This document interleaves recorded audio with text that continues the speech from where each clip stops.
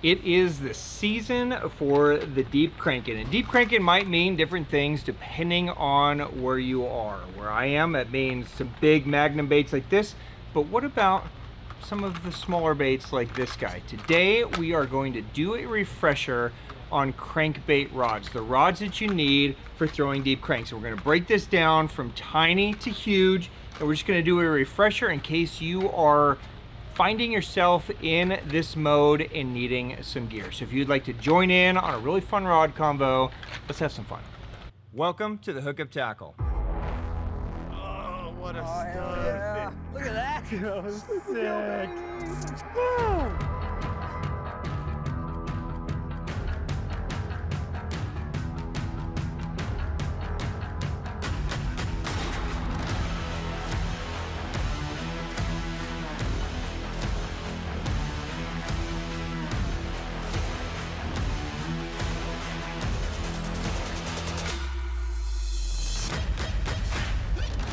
Cheers, my friends. Happy Sunday. All right, guys, some breaking news. What's new this week at the Hookup Tackle? What a beautiful coastal fish. Look at that. Look at that gut on that. That's a nice fish.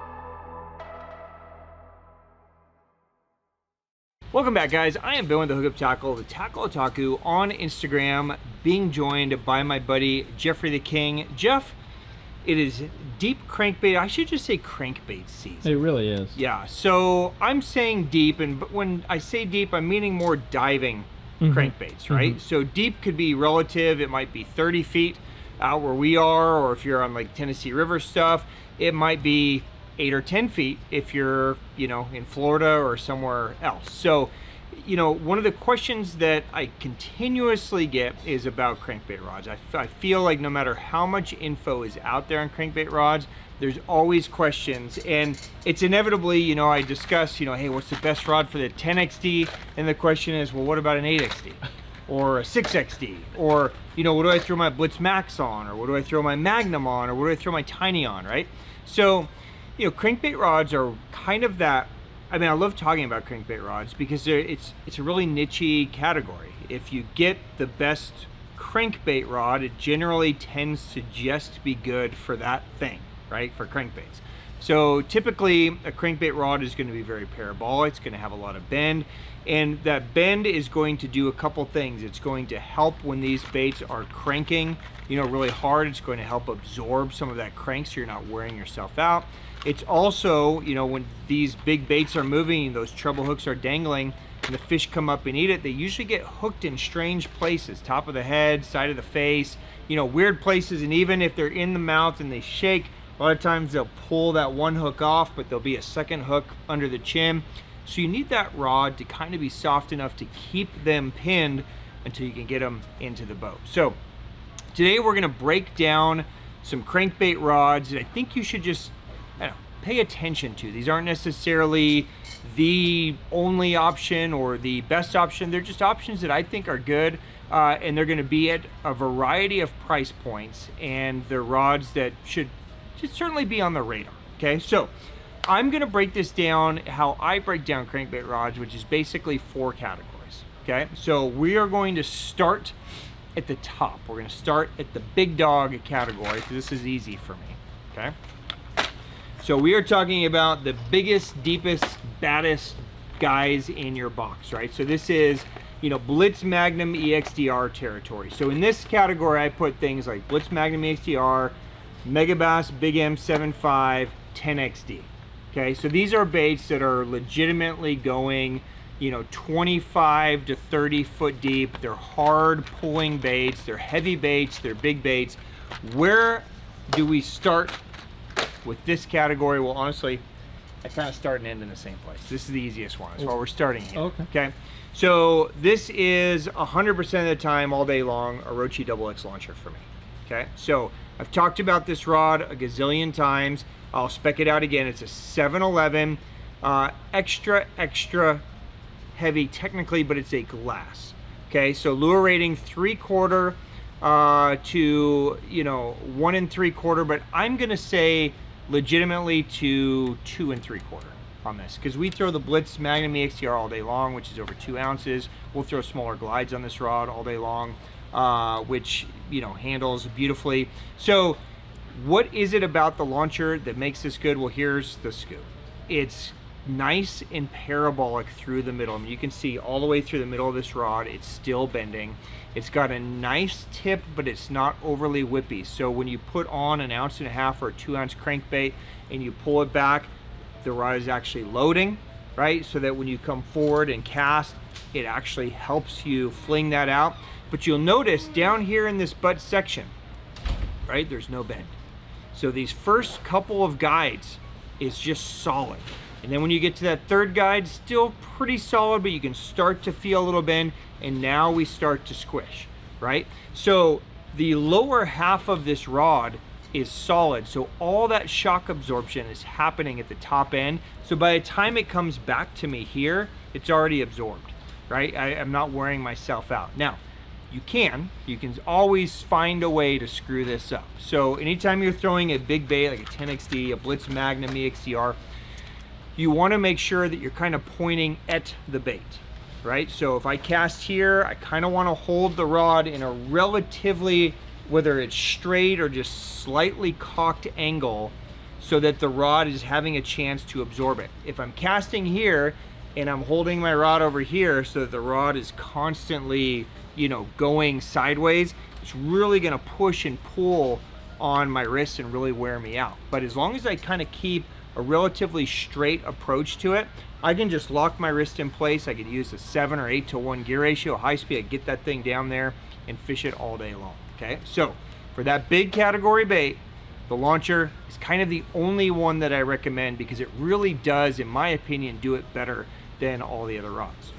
Going down in size in category, just one little step. Okay, so this is going to be going to like an 8XD, something like a G87, you know, 20 from Duo, a Deep 6 from Megabass. Now, all of these same baits can go on that launcher, and typically if I'm fishing them, I'm throwing them on that same launcher. But a lot of guys kind of end here, right? And if you're never ever going to the Magnum EXTR, the Big M75, the 10XD, you don't necessarily need quite that much rod.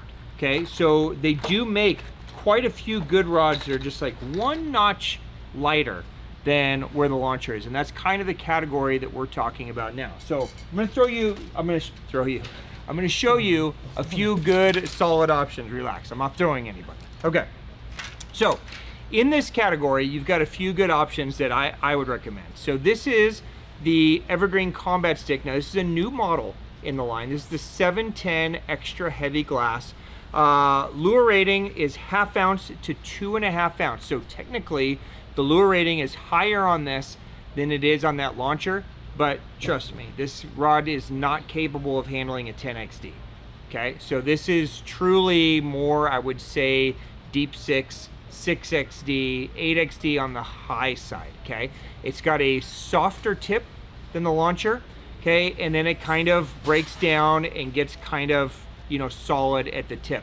But it's a really good all around, I'm going to say, you know, mid deep diving size. Everything we just talked about. That Deep 6 is great on here. Combat Crank, you know, CR16 is great on here. 6XD, 8XD, solid on this rod. And it's a $200 rod, so you're not killing yourself when you grab it. Okay, so that's option number 1. Option number 2 is a brand that I don't speak highly of that often, but of all the rods in their arsenal, this is a line that I actually do think is really solid, and this is from St. Croix, and this is the St. Croix Legend glass. Now, it might, to me, be one of the uglier rods on our list, but I just couldn't help it, right? I had to say something, right? St. Croix builds amazingly light glass rods. So to be glass and to be this light, they have some technology that is still ahead of a lot of other brands. So their glass rods are great. This is the 711 heavy moderate. It's a true glass moderate bend, so you're getting all those benefits of having the glass. Now, it does bend all the way, literally all the way down to the butt section. So that's what prevents it from being a great like 10XD rod. It'll destroy this rod, okay? But it's got the length to be able to manage and cast that next step down. So 6XD, 8XD, deep 6, you know, the 15 to 20 foot divers, no problem on this. Lure rating wise, it's 711. It's a 1/2 to 1 3/8 ounce, and that's probably pretty accurate on this rod, okay? So this could be a solid option if the orange doesn't bug you. It's about half the weight of that combat stick. It's really, really light, and it is a really nice rod. So that's from St. Croix, the Legend Glass. All right, another one that I don't talk about that often is Shimano Expride, but they make a really nice rod for this category. This is the 7.6 medium heavy glass. Okay, so let me spec it for you. So it's 7.6 obviously. Lure rating is 3/8 to 1.5 ounces, so they're all very, very similar. Expride makes a great rod. Okay, this is very similar in build to the launcher, just a shorter, little lighter type construction. So you're getting that soft, glassy, you know, kind of parabolic bend to the top, and you notice by the time it gets to that second guide, it shuts down. So now we're down to solid, no more bend. So the same idea that top section is going to absorb all of the shake, but it's also going to allow you to load and get a nice cast. It has a long grip, it tucks under well, but it's a little bit shorter. It's only 7.6, so that could be good or bad depending on where you are. If you just really need to bomb a cast, I do like having that 710, 711 length to really just send it into the middle of the lake. But a lot of times, guys find themselves fishing baits like this in tighter quarters. It's not always about making the longest cast you can make. Sometimes you need a bait like this to, you know, just instantly dive down, to fish little holes in grass, whatever it is that you're doing, bluff walls. So a 7.6 length can be really good, and that could be another solid option. Again, all of those can just go on the launcher as well, but if you're never really making it up to that very top echelon of bait like the Blitz Magnum, then some of those rods can be really solid options. All right, next step down in size and crank would be something like a 6XD, a Blitz Max DR, Blitz EXDR. I put all these kind of 1/2 ounce type baits, 1/2 ounce, 5/8 in the same category. This could also be something like a rock crawler. It could be something like a Deep X 300. These are baits that we might just be running and cranking down the bank or fishing off shallower ledges. Things where we still need some power. We still need that glassy bend. We probably still need a little longer rod.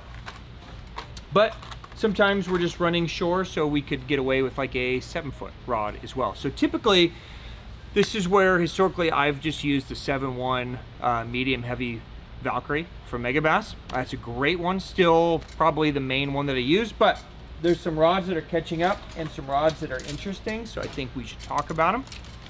Okay, so first up is from Nories. This is the Roadrunner Voice Hard Bait Special. This is a pretty cool one. This is a 7.6. You can see it's a little bit crazy, right? A little wild in coloration, but it's very cool. It's 7.6. It's 3/8 to 3/4, so it's basically right in this wheelhouse. It does telescope, okay? So that's a little bit unusual for a lot of rods. But they do that for storage. So if you're trying to put in a rod locker and you can't fit a 7.6, it does telescope down and makes it about a 7-footer. But Nories makes some excellent crankbait rods. You'll notice that you get that nice parabolic bend all the way through that rod until you get right about to here, and then it fastens up. So it's a great one for just sending it. Something like a rock crawler, a Blitz EXDR, something that's like in that true kind of 1/2 ounce, you can send it with this. It's a little bit shorter grip. Nories rods do come relatively heavy. Like this is kind of a heavy to feel rod because there are counterbalances that are built into that rod. Once you put a reel on, if you don't need all these counterbalances, you just twist them off. Okay, so you can lighten this rod quite a bit. Anytime you have a telescopic rod, it's going to add a little bit of weight to it also. But if you don't let that weight bother you, it's a really beautiful rod to use. It casts great and it lands fish great. That's from Nories, the Roadrunner. Okay, a couple other options. Going back to Megabass, if you want something lighter, the P5 Javelin is built to handle this type of bait. Now, It handles them great, it throws them well, it casts them well. Initially, when you first see the bend, it's not nearly as soft as some of the glacier rods or those glass carbon composites. But because P5 is built in that 5D graphite, it does have kind of that secondary bend. You hear us talk about that secondary bend a lot. A lot of times you have that kind of initial bend where it's like, okay, yeah, it's kind of bendy. But when you really lay into the rod actually sinks much deeper and bends much deeper than you initially thought. And that's the case in the Javelin. So when you're just casting it around, it's kind of crisp and sharp and light. But when a fish is hooked, the rod actually is very intuitive and bends much deeper than you expect. So it makes a really solid mid crankbait option for something like a Blitz XDR, Blitz Max DR, so on and so forth. Now the Javelin is 7.5, its lure rating is 3/8 to 1 ounce, so it's right, again, kind of in that middle range and could make an excellent option. Personally, I like the glass. There's just something magical about having some glass in a crankbait rod, but the downside to having some glass in a crankbait rod is they're heavy. So this gives you, kind of bridges the gap, right? You lose a little bit of that natural inherent glass, you know, kind of shock absorption, but you get a much lighter rod and a much, probably more fun rod to use all day long when you're casting. So that could be a solid option. Now, staying in Megabass for a second, if you don't need that long length for making big casts and maybe you're in tighter quarters, you're just kind of running bank with some of these, then the X10 Bandersnatch is an excellent one to consider adding. So it's going to spec out pretty much exactly the same as the Javelin. It's 3/8 to 1 ounce, but it's only a 7-foot rod. Okay, so you're giving up the distance. So this isn't going to be your best option for being out in open water and just, you know, sending one, you know, full speed and just bombing a cast out. It's really nice to have that longer rod to pick up that line when you're doing that.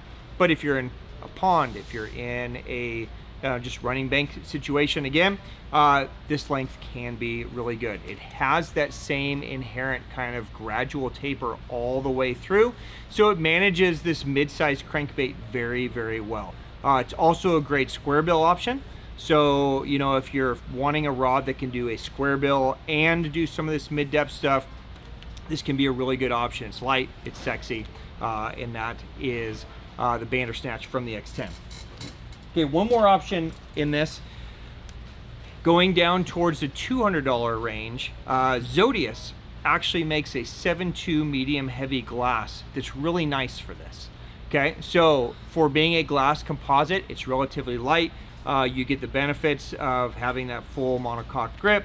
It's a shorter grip, so it's not like a big send it kind of rod, but it kind of bridges the gap in between the two. This would be a good option if you guys are fishing a real grassy area. So you're fishing a really grassy lake and you're getting some of these baits down into grass and need to kind of rip it out. This would be an easier rod to use than, say, that Nories that's 7.6 of having to bend the whole thing.